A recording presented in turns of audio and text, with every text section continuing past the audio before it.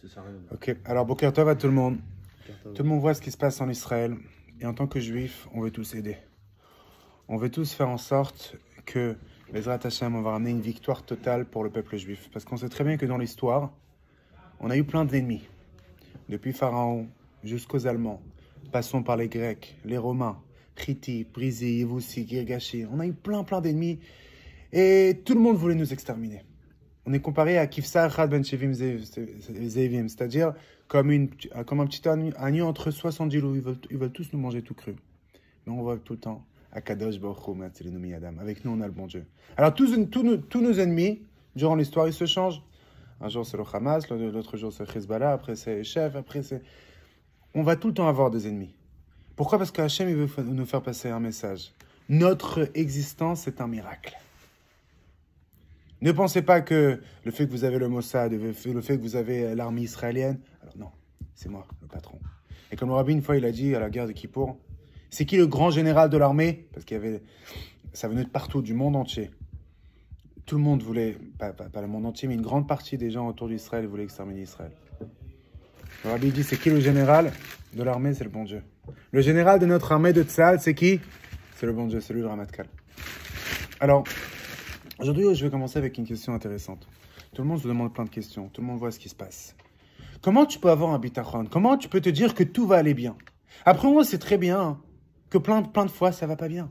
Et plein de fois, Dieu il a décidé que ça va mal se passer. Alors comment toi, avec ton bitachon, comme ça rapporté dans le Shara bitachon, va botar bachem chesed et quelqu'un qui a une confiance en Dieu, eh bien, il va avoir chesed, il va avoir une bonté qui va rentrer dans sa vie. Mais a priori, on sait très bien que durant l'histoire, il y a un parcours que Dieu il a décidé que ça va se passer. Il y a certains tikkunim qu'on doit faire. Il y a des fois, on a fait certaines fautes. Et même Yaakov Avinu, quand Esav il est venu, avec les 400 personnes avec lui, Varbamot, Ishimo, Vaïra, Yaakov Meod, Vayetzarlo. Yaakov, il avait très peur. Ça veut dire que même Yaakov Avinu, il a eu peur. Même Yaakov Avinu, il a réalisé que c'est dangereux. Pourquoi il a eu peur? Et Midrashim, il rapporte. Rashi aussi rapporte. Shema Garamached, il s'est dit, c'est vrai que je suis un tzaddik. Mais peut-être, il y a une petite faute qui a été faite. Et peut-être, en effet, Dieu, il m'a fait tellement de miracles dans ma vie que maintenant, le crédit est parti, il n'y a plus de crédit. Alors, comment toi, tu peux me demander à moi, il y a des gens tout simples comme nous, d'avoir une confiance en Dieu que tout ira bien? Des fois, non, des fois, ça va pas bien. Et comment tu peux me dire qu'à travers cette confiance-là, eh bien, ça va vraiment aller bien? Alors, il faut savoir que le Midrash dit qu'il y a deux personnes qui se sont fait punir, de grands de notre peuple qui se sont fait punir à cause de ça. C'est qui? C'est Moshe et Yaakov. Yaakov, comme on vient de voir, il a eu peur un petit peu. Vaïra Yaakov. Et Moshe aussi, c'est écrit que le premier jour, il est sorti, il avait un Égyptien qui s'est mal comporté. C'est écrit qu'il a dit le nom de Dieu et il a tué l'Égyptien. Le lendemain, il vient voir deux Juifs qui se tapent. C'était Datan et Aviram. Et il dit, Racha, la matakerecha, Racha, pourquoi tu tapes son ami? Et là, Datan, il se retourne vers Aviram. Et là, il se retourne vers Moshe et il lui dit, écoute, alors, Géni Ata, tu viens pour me tuer comme tu as tué hier cet Égyptien? Et là, Moshe, il réalise que c'est dangereux parce qu'il a affaire ici avec deux brigands, deux gens très dangereux que pendant 60 ans, durant toute sa vie, ils ont fait du mal à Moshe. Tout le temps, durant toute l'histoire, les deux grands pleurnicheurs du peuple juif, c'était Datan et Aviram. Et quand il a entendu ça, il a eu peur. Vaïra, il a eu peur, c'est écrit. Vayomar Achen Noda Davar. En effet, ça c'est su. Et si eux, ils vont savoir, tout le monde va savoir. Et on dit qu'il s'est fait punir, Moshe Rabbeinu, parce qu'il a eu peur. Et à ce moment-là, Vaishma Moshe, et Vaishma Paro, il a entendu ce qui s'est passé, et Moshe, il a dû se sauver. Et c'est là-bas après qu'il a trouvé sa femme. Il y a une sikha incroyable dans Shemot Chelek Lamed Vav, que le rabbi parle de ce concept de bitachon, de confiance en Dieu. Comment ça fonctionne exactement? Comment toi tu peux dire que je suis persuadé, bitachon, ça veut dire batouar, je suis persuadé que ça va bien se passer. Après, on sait très bien que des fois ça se passe pas bien. Et des fois, Dieu il a décidé que ça va mal se passer. Comment toi, avec ton bitachon, tu peux enlever le décret de Dieu? Comment ça fonctionne exactement cette chose-là? Il faut comprendre toutes ces choses-là. Alors pour aller à la réponse, je vais commencer une histoire incroyable. Pour comprendre un peu comment Dieu fonctionne. Et pour comprendre un peu, comprendre en vérité ce concept de Tarshov Tov Yetov. Pensez bien, tout ira bien, c'est pas seulement un cliché, mais c'est quelque chose de réel. D'où vient ce cliché de Tarshov Tov Yetov? En vérité, c'est une histoire avec le Tzemar Tzedek. Une fois, il y avait un chassid qui est venu voir le Tzemar Tzedek. Il a dit, mon fils, il est malade, mais très malade. Et à l'époque, malheureusement, eh bien, les gens qui étaient malades, ils n'avaient pas, comme aujourd'hui, beaucoup de médicaments, etc. C'était malheureusement très très compliqué. Et il était presque mort, son fils. Il est venu voir le Tzemar Tzedek, et le Tzemar Tzedek lui a dit une seule chose. Tarshov tov yetov, drach kuden vanzen gut. Pense bien et tout ira bien. Et cette phrase-là, en vérité, après les Rebbeim l'ont répétée. Qu'est-ce que ça veut dire pense bien, tout ira bien? Qu'est-ce que ça veut dire que ta pensée, que ça va bien se passer, ça va vraiment bien se passer? Comment ta pensée peut créer une réalité? On sait très bien que Elon Musk, il essaie de développer une nouvelle application qu'à travers ta pensée, tu peux écrire. Aujourd'hui, déjà avec ta parole, tu peux écrire. Tu prends ton téléphone, tu dis quelques mots et ça fait un message. Tu aurais dit ça fait quelques années, ils t'auraient dit mais comment? Mais là, il est en train de développer, mais que même avec ta pensée, on voit la force de la pensée. Mais avant Musk qui arrive, vient le rabbi de Tzemar Tzedek qui te dit Tarshov tov yetov, pense bien et tout ira bien. Mais comment ça fonctionne ces choses-là? Aujourd'hui, je vais vous donner un secret et un cadeau que je peux vous donner. Un très très beau cadeau que si on me l'aurait donné depuis que je suis tout petit, eh bien, j'aurais pu avoir une beaucoup plus grande tranquillité d'esprit. Et je vous la donne aujourd'hui. Parce que Dieu il nous donne des cadeaux, et des vrais cadeaux, des cadeaux qui changent notre vie. Du pouvoir de la pensée. La seule chose qui fonctionne tout le temps dans notre vie, c'est la pensée. Marshava meshotet tamid. Comme ça représente notre chassidut. Même quand on dort, ça fonctionne. C'est pour ça qu'on fait des rêves. C'est pour ça qu'il ne faut pas tout le temps regarder des choses pas bien, parce qu'après on fait des cauchemars. Alors Rizal, il dit, il ne faut pas regarder quand il y a des morts et des trucs, les cadavres, tout ça, c'est des choses qui ne sont pas bien pour l'âme, pour le nefesh. Que ce soit chez les Israéliens, que ce soit de l'autre côté à Gaza, etc. C'est des choses à ne pas regarder. Comme ça, alors Rizal, il dit. Alors, en réalité, il faut savoir une chose. Que chez le bon Dieu, il y a quelque chose qui s'appelle Mida Keneged Mida. Chez le bon Dieu, quand on se comporte d'une certaine façon, Dieu se comporte de la même façon avec nous. C'est comme ça que ça fonctionne. Et vous pouvez voir autour de vous. On crée une réalité, on crée un monde. Et quand on réalise qu'en vérité, merci, quand on réalise qu'en vérité, Shakadosh Baruch Hu, c'est Mida Keneged Mida, alors on comprend qu'en vérité, c'est nous qu'on crée une réalité. Et j'explique. J'ai raconté une histoire ce matin à Itchele, incroyable, d'un certain Shochet qui a perdu son papa. Et quand il a perdu son papa, il ne savait pas quoi faire. Il ne savait pas si partir à la Shrita et là-bas faire ce qu'il doit faire, c'est-à-dire la parnassa, etc. Mais il ne va pas avoir son minyan, parce qu'à l'époque, il devait partir des semaines et des semaines de la maison. Ou bien rester dans sa ville, avoir le minyanim, et après, eh bien, perdre sa parnassa. Vous comprenez le dilemme qu'il a? Il a perdu son papa et il doit faire le minyanim. Alors, il a deux options. Ou bien faire la shrita, et après, ce qui se passe, c'est quoi? Il ne peut pas faire Kaddish. Il ne peut pas faire Kaddish. Il va demander à quelqu'un d'autre de faire Kaddish pour lui. Il n'y a aucun problème. Voilà. Ou bien rester sur place, ou bien partir à la shrita, ou bien partir à la shrita et perdre sa parnassa, ou bien rester sur place. Et là, il ne sait pas comment il va avoir la parnassa. Et il écrit au rabbi. Quoi faire? Qu'est-ce que le rabbi lui répond? Qu'est-ce que vous en pensez? Sur place. Sa famille, avant tout. Parnassa. Très bien. On a deux options ici. Alors écoutez, la réponse incroyable du rabbi. En vérité, tout le cours d'aujourd'hui, il est basé sur cette réponse. On va essayer de développer à travers le Shara Bitachon la réponse du rabbi. La réponse du rabbi, elle a imprimé pour celui qui veut dans les grottes Kodesh Rela Gimel, page Shin Ain Bet 372. Une réponse incroyable qu'à travers 7 lettres du rabbi, vous savez très bien que des lettres du rabbi, c'est important de lire tous les jours. Rav Golchowski, dans tous ses formagas, il parle de lire au moins 5 lettres par jour. Les lettres du rabbi nous apprend comment voir le monde, comment on voit réellement le monde, que le monde c'est une demeure d'Akadosh Baruch Hu, qu'on a tous des forces incroyables et c'est jamais trop tard. On peut tous faire on peut tous ramener une lumière incroyable dans le monde. On est censé le faire, on a tous une mission, mais le problème c'est que beaucoup de fois, on va parler de ça aussi. Le paro qu'il y a dans nous, il envoie des fois des soucis, que ces soucis nous empêchent de grandir et fleurir. Et je vais parler de ça après. Le rabbi, il vient et lui dit la chose suivante.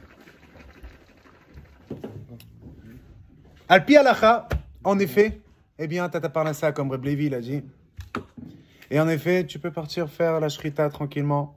Tu pars un mois de la maison et pendant ce temps que tu n'es pas dans la ville, tu demandes à quelqu'un de le faire pour toi. Et c'est pour ça qu'il y a plein de personnes qui font ça. Ils payent des gens pour faire le kaddish. Il n'y a aucun problème. Mais le rabbi continue, il dit comme ça. Tout ça parce que je ne connais pas son niveau dans Midat HaBitachon. Je ne connais pas combien de bitachon il a. Mais si en effet, c'est quelqu'un qui a du bitachon, si vous avez du bitachon, alors à ce moment-là, eh bien en effet, vous devez rester dans la ville et le même Dieu qui vous a aidé jusqu'à maintenant, il va continuer à vous aider. Vous comprenez ce que le rabbi lui dit là? En d'autres mots, le rabbi il dit la chose suivante. Tu as deux voies que tu peux choisir dans ta vie. Une voie du monsieur d'un level normal. Je sais qu'il y a un Dieu, mais il y a aussi un monde et je dois m'adapter au monde. Et je vais faire ce que je dois faire pour ma parnassa. Ou bien, une autre voie. C'est la voie d'une personne qui a un vrai bitachon, un bitachon costaud envers Akadosh Baruch Hu, que ce même Dieu qui m'a aidé jusqu'à maintenant, il va continuer à m'aider. La fameuse histoire que mon père il racontait tout le temps. Une fois, il y avait un monsieur qui a marié tous ses 12 enfants. Et au dernier mariage, il prend le micro, il dit « Mon rêve est rabotaille. Je suis arrivé à une conclusion que Dieu, il m'a pas aidé pour le mariage. » Les gens le regardent, ils disent quoi? Ça a l'air quelqu'un de religieux, qui est confiant, qui réalise qu'il y a un bon Dieu sur terre, etc. Les gens ils sont choqués, ils disent peut-être qu'il a perdu la tête avec tous les mariages, tous les soucis, et les dettes, et les trucs, je sais pas. Et là, il continue, il dit mon rêve est rabotaille, Dieu il m'a pas aidé, Dieu il a tout fait. Dieu il a tout fait. Et ça en vérité, un homme il doit réaliser qu'en vérité Dieu il fait tout. C'est un jeu qu'on pense qu'on fait des choses, on pense qu'on fait bouger des choses, on pense qu'on... Mais en vérité, comme on a vu dans les shurim d'avant, quelqu'un qui fait confiance à sa force, eh bien il peut avoir toute la force du monde. Ça va rien aider. On a vu ce qui se passait malheureusement le 7 octobre, Simchat Torah. Avec le Mossad, avec tout ce qu'on a eu, ils ont pu rentrer et faire un massacre. Quand Dieu il décide, t'as rien à faire. Mais de l'autre côté, à la guerre de Kippour et à la guerre des séjours, il y a eu aussi malheureusement beaucoup de... Mais ils étaient sûrs que c'était fini. Les Égyptiens, et de partout, la Syrie, de partout. Ils étaient Me'atim Beyad Rabim. Ils étaient très peu et ils ont gagné la guerre. Et là aussi, on va gagner la guerre. La semaine dernière, on devait se défendre. Là, on va attaquer. Parce qu'il faut attaquer. Mais il faut savoir une seule chose. Que le général, c'est le bon Dieu. Et si le bon Dieu, il a décidé qu'on va gagner, on va gagner. Et le bon Dieu, il veut qu'on gagne. Le bon Dieu, il ne dort pas. Ça veut dire qu'en vérité, dans notre vie, on a deux voies à choisir. Ou bien on prend la voie de celui qui a du bitachon, Vabotar, Bachem, Chesed et Sevenu. Et à ce moment-là, on va avoir des miracles dans notre vie. Kipchuto. Parce qu'en vérité, comme on l'a dit, c'est Mida Keneget Mida. Quand toi, dans ta vie, tu te comportes d'une certaine façon vis-à-vis du bon Dieu, que tu es sûr que ça va bien se passer. Alors à ce moment-là, le Rabbi dit dans Shemot Chelek Lamed Vav, c'est vrai que peut-être Dieu, il a pensé, il a décidé de faire une certaine chose, mais puisqu'il a dit Vabotar, Bachem, Chesed et Sevenu, alors à travers ce bitachon, qu'est-ce que tu fais? Tu relèves. Dieu, en vérité, il change toute la créature pour toi. Parce que tu as une confiance envers lui. Et quand tu fais confiance, lui aussi te fait confiance. Et il change toute la créature pour toi. Vous comprenez ce que je veux dire? On a demandé au début comment tu peux dire qu'à travers le bitachon, ça va bien se passer. Alors c'est vrai que même si ça devait mal se passer, mais le fait que tu as pensé bien, ça se passe bien. Ta pensée positive, elle crée une nouvelle réalité. La force de la pensée, elle est incroyable. Elle est énorme. Mais la question, elle est comment on fait? Comment on fait pour réellement penser bien? Comment on fait pour réellement décider que ça va bien se passer? Après que pendant des années et des années, on s'est créé un faux dialogue, que ça va mal se passer. On s'est créé des fausses croyances. Comment mettre mettre dans nous, pour recréer dans notre cerveau un vrai dialogue, que ça c'est que dans notre planète Terre et dans le monde entier, il y a un seul patron, c'est le bon Dieu, et personne d'autre. Alors, pour arriver à cette réponse, il faut déjà essayer de comprendre de notre ennemi. Comment ça fonctionne? On a tous un ennemi dans nous qui veut nous détruire. Et cet ennemi, il ne veut pas qu'on grandisse. Cet ennemi, il ne veut pas qu'on réalise notre mission ici-bas. On a tous une mission ici-bas. Si notre neshama elle est descendue de tellement haut, dans un corps matériel, avec des soucis, avec des problèmes, avec un yetzara, avec tellement d'épreuves, que ce soit intérieur, que ce soit extérieurement, que tout le monde veut nous tuer, On voit ce qui se passe. Chaque fois quelque chose qui se passe, eh bien, tout le temps on va dire, eh bien, les Israéliens ils sont fautifs. Et regardez ce qu'ils font, regardez ce qu'ils font, regardez ce qu'ils font. Au Hashem, aujourd'hui on entend aussi des autres choses, qu'il y a des gens qui veulent notre bien. Mais d'une façon générale, malheureusement, Halakha, Esav, sonne les Yaakov. C'est une halakha que Esav, il dépasse Yaakov. Alors, vient Rabbeinu Bechaye, et là on va voir dans les mots. Il dit des mots incroyables. Il dit la chose suivante. Et juste avant qu'on rentre dans les mots, je vais juste dire une petite anecdote. Une fois, Rabbi Yamin Klein il est rentré chez le Rabbi. Et le Rabbi il a dit, tu vois cette pile de lettres? Tu vois toute cette pile de lettres? Si les chassidim m'auraient écouté et ils auraient appris Shara Bitachon, j'aurais eu que la moitié aujourd'hui. Tu la connaissais celle-là? Ça veut dire que le Rabbi, dans tellement de lettres, il dit à des personnes, apprenez au moins 2-3 fois Shara Bitachon, bien, bien, bien. Et là, Rabbi Michael dit quelque chose d'incroyable. Il dit la chose suivante. On sait très bien que quand on était en Égypte, nos ancêtres, ils étaient en Égypte, eh bien, ils ont envoyé Moshe Rabbeinu chez Paro. Et il dit, laisse-nous sortir pour 3 jours. Et là, Paro, qu'est-ce qu'il dit? Il dit, puisqu'ils ont le temps à penser des marchavot zarot de sortir, ça veut dire qu'ils s'ennuient. Ça veut dire qu'ils sont en chômage. Alors, qu'est-ce qui va se passer? On va rajouter encore du boulot sur le personne, comme ça, ils vont arrêter de penser n'importe quoi. Vous comprenez ce qu'il fait, Paro? Il nous met des soucis. Nous, on veut sortir. Paro, il dit, tu veux sortir parce que tu as du temps libre. Alors, tu penses à la liberté. Alors, je vais te ramener encore plus de travail. Tu devrais partir et acheter, et prendre ci, et prendre ça, et faire des pyramides, etc. Pour que tu vas arrêter de penser à n'importe quoi, à sortir d'ici. C'est quoi cette folie? Et ce pharaon, il est dans nous. On peut tous accomplir notre mission ici-bas. On a tous une mission unique qui est à chacun. Et cette mission, on est censé l'accomplir. Mais, dans nous, on a aussi un paro qui vient et qui nous envoie des soucis. Et ces soucis, ils nous bloquent à pouvoir développer notre potentiel pour accomplir notre mission ici-bas. Si chacun réellement au fond de lui, il essaie de réfléchir réellement, comment je peux accomplir ma mission ici-bas? Et il sait comment la faire, chacun de sa manière. Mais des fois, il veut commencer à la faire. Et là, tout d'un coup, Paro, il envoie des soucis. Mais regarde, il y a ça qui va pas, il y a ça qui va pas, il y a ça qui va pas, il y a ça qui va pas, il y a ça qui va pas, il y a ça qui va pas, il y a ça qui va pas. Et ça te bloque. Ça te bloque d'avancer. Ça te bloque d'évoluer. Ces soucis, en vérité, c'est des faux soucis. Alors, c'est vrai que chacun a des vrais soucis. Mais le problème, c'est qu'on exagère. Au lieu de partir, ok, il y a quelque chose qui se passe, maintenant quoi faire? 1, 2, 3, je prends une feuille. C'est quoi le problème? J'écris le problème. Il y a ça qui s'est passé. C'est quoi la solution? 1, 2, 3. Non! Le paro qui a dans nous, il nous envoie des sentiments. Mais s'il y a ça, ça veut dire que ça, ça veut dire que ça, ça veut dire que ça. Et il nous donne des fausses conclusions, il nous crée des fausses croyances qui nous bloquent. Et ce blocage, en vérité, il nous bloque d'avoir une vraie relation avec le bon Dieu. Parce qu'une vraie relation avec le bon Dieu, c'est quand on est en bonne santé. Et la première bonne santé, c'est une bonne santé psychologique. Quand on est bien psychologiquement, à ce moment-là, tout va bien. Et quelqu'un qui a du bitachon, et Bezrat Hashem, on va développer comment avoir ce bitachon. Eh bien, en effet, qu'est-ce qui va se passer? Eh bien, il pourra accomplir sa mission ici-bas. Il pourra avoir une réussite spirituelle, la relation avec le bon Dieu, et une réussite matérielle. Et on va voir ça dans les mots. Humem. Il y a encore un avantage de celui qui a le bitachon. Shaboter be'elokim, celui qui fait confiance à Kadosh Baruch Hu. Yeviye bitrono lefanot marchevotav minyane olam. Il va réussir à prendre tous les soucis qui l'embêtent du monde et les mettre de côté. C'est pas la même que ça. Qu'est-ce qui va se passer ici? Alors c'est vrai qu'il y a des soucis, mais il va réussir à faire en sorte. Il doit faire la part de ça. C'est écrit au il faut qu'il travaille. Mais le travail, c'est le travail. Mais après le travail, c'est fini.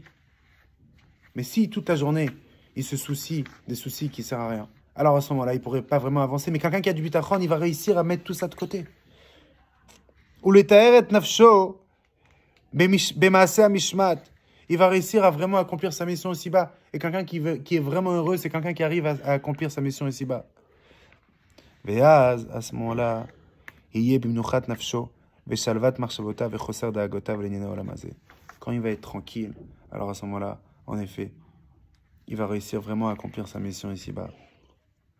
Je répète, le Yitzhara, Et il vient pas, il te dit, il te fait une avéra. Il vient, il te dit, tu as des soucis. Il vient, il te dit, viens, on étudie une bonne demi-heure de Shara Bitachon. Toi, tu dis, non, j'ai pas le temps. Je dois faire ci, je dois faire ça, je dois faire ça, je dois faire ça, je dois faire ça. Et quand il te dit ça, en vérité, il t'a attrapé. Et tu arrives à la fin de la journée, tu réalises qu'en vérité, tu n'as rien fait durant la journée. Parce que tu dois faire ci, tu dois faire ça, je dois faire ça. Mais à la fin, tu n'as rien fait. Par contre, si tu n'aurais pas écouté ton Yetzara, tu aurais été parti au cours et tu aurais écouté. Déjà, tu aurais fait un shiur, que tu te connectes avec le bon Dieu. Tu aurais ramené une tranquillité d'esprit. Et à ce moment-là, tu aurais pu accomplir tout ce que tu dois accomplir durant la journée. Parce qu'en vérité, avec ce moment-là, comme le Rabbi dit, Parashat Noach, on a tous des tirs de Taparnassa, c'est les Meim Rabim.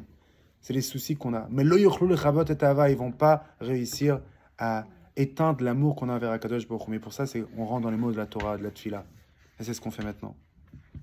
Maintenant, il y a quelque chose de très important qu'on va, Bezrat Hashem, commencer maintenant. C'est la suite.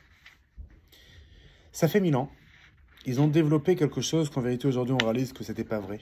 Mais à l'époque, ils pensaient que c'était vrai, à l'époque de Rabbeinu Bechaye, que tu peux prendre du métal, et ce métal-là, tu le transformes en or et en argent. Et tu deviens très très riche. Tu prends du cuivre, tu prends du métal, tu prends du fer, tu prends des choses qui coûtent rien, et tu le transformes en or et en argent. Avec une certaine potion magique, si on peut dire, c'était certaines chomarim, certaines choses qui créaient dans une certaine usine. Et tout celui qui a réussi à faire ça, il a gagné au loto. T'imagines ce que tu peux faire. Et ces gens-là, qui arrivaient à faire ça, entre guillemets, c'était le symbole de la réussite et de la tranquillité d'esprit. Ils ont réussi. C'est pas une façon de parler. Transformer l'argent en or. Alors, tu m'as une bonne question et la réponse est la suivante.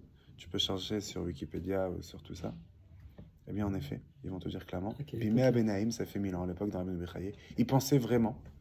Ok, ils ont même fait des dessins des gens qui sont dans leur Mahabada, dans leur usine, qui arrivent à transformer une matière qui est pas chère du tout à de l'or et de l'argent. Ok? Mais après, on réalise que c'était faux. Et je ne sais pas si Rabbeinu Bechaye, il savait ou il ne savait pas, je ne sais pas. Mais en tout cas, lui, il te dit, même une personne comme ça, qui pense qu'il a réussi sa vie parce que maintenant il est tranquille, c'est fini, ta parnassa, elle est claire maintenant. Tout va très bien. Les gens qui arrivent à faire ça, il va t'expliquer que même ces gens-là, que c'est le symbole de la réussite et de la tranquillité d'esprit et du bonheur et du succès, celui qui a du bitachon, il a 10 avantages par rapport à ces gens-là. Ça veut dire que la tranquillité d'esprit, entre guillemets, qu'ils ont, elle vaut rien par rapport à celui qui a du bitachon. Vous avez compris ou je répète? C'est clair? Et il va te ramener maintenant 10 avantages que celui qui a le bitachon, il a sur ces gens-là. Alors, puisqu'aujourd'hui, il n'y a pas ça. Ok, aujourd'hui, les gens, ils n'ont pas cette folie de penser qu'on peut transformer une certaine matière à une autre matière. Mais il faut s'imaginer des personnes qui travaillent, ils ont un succès, ok, sur certaines choses. Et pour toi, eux, c'est le symbole du bonheur. Celui qui a le bitachon, il a 10 avantages et il est encore beaucoup plus heureux que ces gens-là. En vraie vérité. Alors, je vois le visage et vous voulez comprendre. Et Bezrat Hashem, on va commencer maintenant. Bezrat Hashem, dans les cours d'après, on va continuer. Le premier avantage que celui qui a bitachon, il a, en d'autres mots, il veut t'expliquer, écoute-moi bien, avant qu'on commence le Shara Bitachon de Chovat Alvavot, ça c'est l'Akdama encore. On a avant le Perek Alev. Déjà, je vais te montrer comme quoi celui qui a le bitachon, il a le plus des avantages de tout. Quelqu'un qui a un vrai bitachon. Mais comme je t'ai dit, un vrai bitachon, c'est un vrai bitachon comme le Rabbi dit dans cette lettre-là. Tarshav ta vie est tov, c'est pas seulement un slogan, c'est vraiment dans sa vie. Ça va bien se passer. Et des gens comme ça, c'est des gens incroyables. On a demandé de faire une petite répétition avant. On a dit quelqu'un qui a du bitachon, les shurim d'avant, il est tranquille, tout va bien. Il a peur de personne. Sa relation avec les gens, c'est sans intérêt. Il aime les gens en tant que personne. Je t'aime parce que tu es mon frère juif, tu es une Nejama. Et j'attends rien de retour. Et les gens, ils réalisent ça. Alors, il avait des vraies relations avec les gens. Et les gens, ils veulent être à côté de lui. Et les gens, ils n'ont pas peur de lui. Par contre, quelqu'un qui n'a pas du bitachon, il est énervé sur tout le monde, sur la moitié de la terre. Et lui, il n'est pas bien. Et lui, il n'est pas bien. Et lui, ça va pas bien. Et lui, ça... Il ne réalise pas qu'en vérité, tout ce qui s'est passé, c'est Dieu qui a décidé. Et si Dieu l'a décidé, ça veut dire que c'est une bonne chose. Ça devait se passer. On dit, il y a une différence entre Rabbi Akiva et Nachum Ish Gamzu. Rabbi Akiva, il dit, Kolma David Rachamna al-Tavavi. Tout ce qu'il a fait, c'est pour le bien. Pas ça, c'est bien. La fameuse histoire qu'il est parti, il avait un âne, et il avait une bougie, et il avait un coq. Après, il y a une bête sauvage qui est venue, elle a dévoré l'âne, et après le coq. Après, il y a un vent qui est venu et qui a éteint la bougie. Il a dit, Kolma David Rachmanan et Tavavid. En effet, après, il y a des brillants qui sont venus, et grâce qu'il n'y avait rien autour de lui, ils ne l'ont pas attrapé. Mais à un niveau de Nachumish Gamzu, son histoire en 2 mots, c'est qu'il était parti chez le roi pour ramener un trésor. Une boîte avec plein de pierres précieuses. Il est arrivé là-bas, et dans la route, on a pris tous ces pierres précieuses, et on a mis là-bas du sable et de la terre, etc. Quand on est arrivé chez le roi a dit, quoi, tu te fous de ma tête?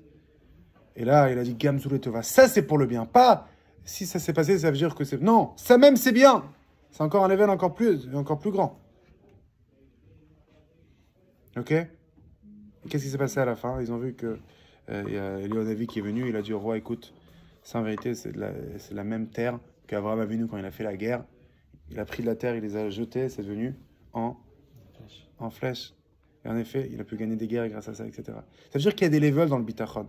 Et personne t'a demandé que du jour au lendemain, tu as un bitachon, un level incroyable. Mais au moins, développe-le, ce bitachon. Parce qu'on est là pour ça. Une vraie relation avec le bon Dieu, c'est quand tu es tranquille. Si tu vois quelqu'un qui est tout le temps stressé, c'est qu'il doit développer son bitachon. Et ça se fait, comme le Tanya dit, c'est long, parce qu'il faut méditer. Mais après, c'est court quand tu l'as. C'est une autre vie. Et c'est une question, en vérité, de temps. Il faut juste sacrifier du temps pour ça. Pour réaliser que tout est pour le bien. Et tout est bien, en vérité. Alors, il dit comme ça. La première des choses, c'est que le Baal Hakimiya, c'est-à-dire celui qui arrive, celui qui avec ses choses chimiques, il arrive à transformer du métal en or ou en argent, Zakouk limtsaim yuchadim, il a besoin de certaines choses pour, en effet, faire ce qu'il fait. Ok, il a besoin du matériel. Ok. Et s'il les a pas, ce matériel, il le trouve pas de partout.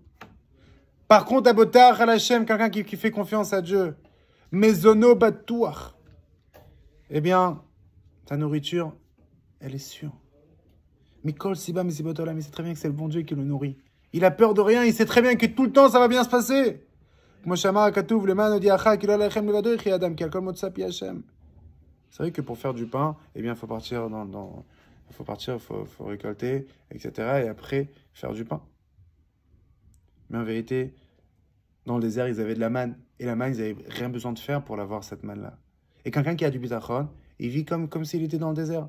C'est vrai qu'il va travailler, mais il sait très bien que c'est juste un outil que Dieu il a décidé que je vais faire pour amener l'argent. Mais si je vais vraiment gagner de l'argent ou pas, ça c'est Dieu qui a décidé. Parce qu'en vérité, même le pain que je mange, en vérité, c'est quoi? C'est la parole de Dieu qui est dans ce pain-là qui me fait vivre. Et il a peur de rien. Il raconte l'histoire avec Eliyahu Navi, qu'une fois il y avait la famine, il devait partir se cacher. Et il y a des corbeaux qui sont venus pour le ramener du manger. Qu'est-ce qu'on voit de tout ça? On voit de tout ça qu'en vérité, c'est-à-dire, même des lions, des grands lions forts et riches, eux, ils vont être affamés. Même si c'est des lions. Par contre, Dorsha Hashem, des gens qui ont la confiance en Dieu, ils vont manquer de rien. Il dit encore une phrase, les gens qui ont peur du bon Dieu, alors en effet, ils vont jamais sentir un besoin qui leur manque quelque chose. Ok? Alors en d'autres mots, celui qui arrive à transformer tout ça, il a besoin d'un certain matériel pour faire, etc. Et s'il n'a pas ce matériel, il ne peut pas avoir cette réussite. Par contre, quelqu'un qui a une confiance en Dieu, il a besoin de rien. Il y a le bon Dieu avec lui. Et quand le bon Dieu est avec lui, là, à ce moment-là, il n'y a rien. On va finir avec une histoire incroyable. Le rabbi de Tzanz, Kloisenborg, il était à la Deuxième Guerre mondiale, il a tout perdu. Sa femme, ses enfants, etc. Et après que les États-Unis et les Bnot abritent tous les pays qui sont venus contre les nazis, ils sont venus pour tout bombarder. Alors, qu'est-ce qu'ils ont fait, ces Rechaïm? Lui, il était à Auschwitz. Il y avait un monsieur qui s'appelait Reb Nissan Mengel. Il vit jusqu'aujourd'hui. Il était à Auschwitz. Il était tout petit. Il est tombé très malade là-bas. Ses pieds ils se sont enflés tellement que il y avait des problèmes d'hygiène et de nourriture, etc. Ils ont essayé de prendre toute l'équipe d'Auschwitz et de le prendre de Pologne et de les ramener en Allemagne. Ok? Au lieu de laisser tout et se sauver, ils ont essayé de prendre les otages, si on peut dire, avec eux. Et qu'est-ce qu'ils ont fait? Ils ont dit la chose suivante. Vous allez marcher avec nous. Celui qui sort de la ligne, il se fait tirer. Et Nissan Mangal est là-bas, 7-8 ans. Et il marche. Il marche. Et là, à ce moment-là, il sent qu'il ne peut plus. Il dit, je vais tout lâcher et c'est fini. Et ce Nissan Mangal, en effet, il a décidé de dire à quelqu'un à côté de lui, écoute-moi, si tu vois ma famille, tu leur dis, écoutez, il est mort tel et tel jour, et si vous le trouvez, c'est entre tel et tel endroit. Et là, à ce moment-là, il vient pour sortir de la ligne, parce qu'il n'arrivait plus à marcher. Si tu vas me tirer dessus, mais au moins, je peux plus, j'arrive plus. Il se rappelle que des années avant, il était dans une table de Shabbat avec ses parents. Et son père, il a raconté une histoire. Une histoire qu'il y a un monsieur qui est venu voir le Baal Shem Tov. Et il a dit au Baal Shem Tov, fini avec ça, il a dit au Baal Shem Tov, comme quoi, il a peur de retourner chez lui à la maison. Pourquoi? Parce qu'en vérité, il a peur que... Il était chez le Baal Shem Tov, il doit retourner chez lui à la maison, il avait peur. Et le Baal Shem Tov, il lui a dit, écoute, il y a le bon Dieu qui est avec toi. T'as peur de personne, comme son père, il avait dit au Baal Shem Tov. T'as le bon Dieu qui marche avec toi. T'as peur de qui exactement? Et là, quand il s'est rappelé cette histoire de son papa, il a réalisé, c'est le bon Dieu qui est avec moi. Et il a réussi à marcher. Et en effet, Baruch Hashem, il vit jusqu'à aujourd'hui, il a fait des choses incroyables dans sa vie. Il a traduit le Tanya en plusieurs langues, et des sikhot, etc. Le bon Dieu, il est avec nous. Atzlacha Rabba Muflaga.